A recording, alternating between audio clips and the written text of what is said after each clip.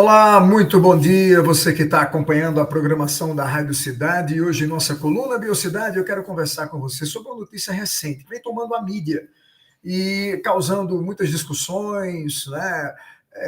Disse-me-disse, aquela famosa fake news que sempre se espalha, né? Já ouviu falar sobre a febre do Oropouche? Conhece o que é isso, esse tipo de doença? Então, aqui nessa coluna, eu vou explicar para você do que se trata, como se transmite essa febre, quem é o causador da famosa febre de Oropouche. Tivemos 2 casos confirmados em Pernambuco, então é preciso que a gente conheça quem é o mosquito transmissor e o que o nosso estado vem fazendo para controlar, para que isso não tome uma dimensão maior. Os 2 primeiros casos de febre do Oropouche foram confirmados na Secretaria Estadual de Saúde na última quarta-feira, né, dia 22 desse mês. Comum na região norte, a virose, ou seja, transmitida por um vírus, trata-se de uma virose causada por um vírus. Também já foi notificada em vários outros estados do país.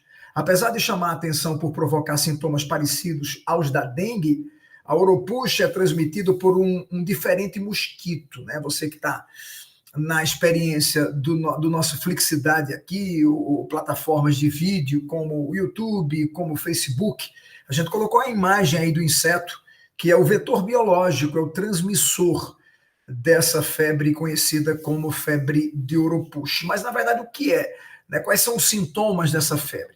É uma virose transmitida principalmente por mosquitos que, depois de picarem uma pessoa ou um animal infectado, mantém o vírus em seu sangue por alguns dias e, posteriormente, pode passar o vírus ao picar outra pessoa saudável.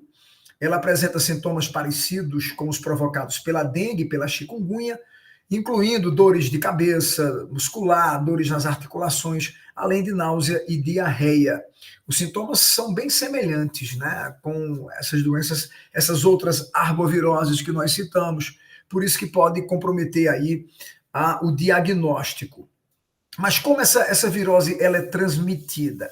Ela apresenta 2 ciclos, gente. Existe o ciclo silvestre, no qual, né, os animais como bicho preguiça, macacos, são os portadores desse vírus. Alguns tipos de mosquito, né, como o mosquito, isso não envolve o Aedes aegypti, tá? Envolve um mosquito de um gênero igual, mas não é a mesma espécie.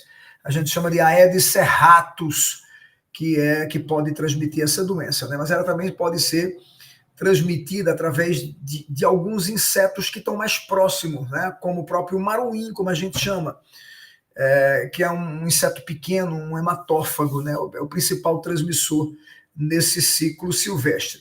Já o ciclo urbano, né? Neste cenário, os humanos são os principais portadores do vírus. Além do mosquito comum, como a gente citou já, o maruim, a muriçoca, o pernilongo, né? Que é do gênero Culex, que é um pernilongo que suga sangue, né? A gente chama de hematófago. É bom ficar ligado nisso, né? O que pode causar a proliferação desse mosquito? Aí vem a pergunta, né? Como a gente faz o controle da dengue contra o Aedes aegypti, como a gente vai controlar a reprodução desse maruim, né? Tem muito a ver, gente, com a questão de área do mato, floresta, né? O maruim, mesmo além dos locais de água parada, também gosta muito de restos de frutas, de folhas. É bom destacar esse ciclo de vida. Em 2023, o Brasil teve um registro de 773 casos da febre Oropouche, dos quais 99% ocorreram na região norte, que é uma região endêmica desse inseto, gente. No entanto, é importante ressaltar a possibilidade do vírus ter relação com viagens, né? Alguns indivíduos que viajaram para essa região, né? Tem que ter muito cuidado com isso. E muitas vezes traz a volta infectado e aí o inseto suga o sangue e transmite para outros. Em qual período a doença é mais comum? Né? Assim como a dengue, os casos de Oropouche aumentam devido à grande incidência de chuvas em todo o país na época do verão, como a gente está passando agora, né? Pois o acúmulo de água faz com que a proliferação se intensifique. A febre do Oropouche pode chegar em ambientes urbanos? Essa é uma pergunta muito comum, né? Tem o risco dela se proliferar, né? Tanto no meio transmissor como o aumento dos casos. Por isso é muito importante identificar esses casos, porque a vigilância epidemiológica já aborda naquela região os vários focos dos mosquitos, né, e passa as orientações necessárias para as pessoas. Mas como evitar que se propague e se torne uma doença endêmica, né, uma doença com uma proporção maior?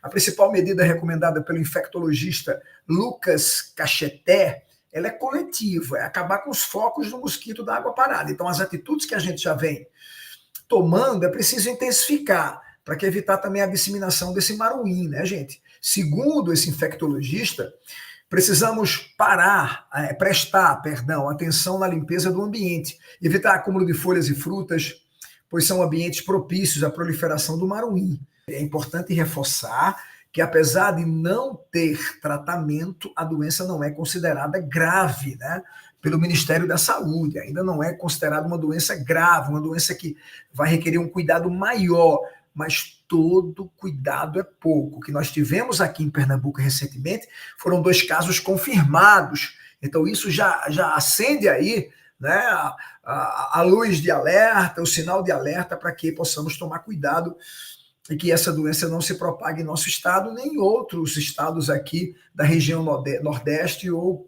os demais estados do nosso país. Até porque as chuvas estão se intensificando, a gente está tendo intervalo de dias quentes, de repente o tempo fecha, e aí vem aquela tromba d'água abundante, e isso favorece o ciclo de vida desses insetos. Então, ficar bem atento aí aos cuidados para que a nossa casa não vire criadouros, não só do Aedes aegypti, como do Aedes serratus, que a gente viu quase agora, que é o popular maruim, esse pernilongo, que é um inseto urbano e que vem transmitindo aí a chamada febre do Oropuxi. Vamos ficar alerta, né, gente? Sempre alerta, como os escoteiros, o lema dos escoteiros, sempre alerta, para que possamos ter saúde constante, e saúde é o que a gente prega em nossa coluna Biocidade para todos vocês que nos acompanham, que vão seguir aí com a programação da Rádio Cidade. Um forte abraço a todos, tenham um excelente final de semana e nos encontramos aqui na Rádio Cidade na próxima semana, pois aqui todo mundo ouve, todo mundo vê. Até lá, gente!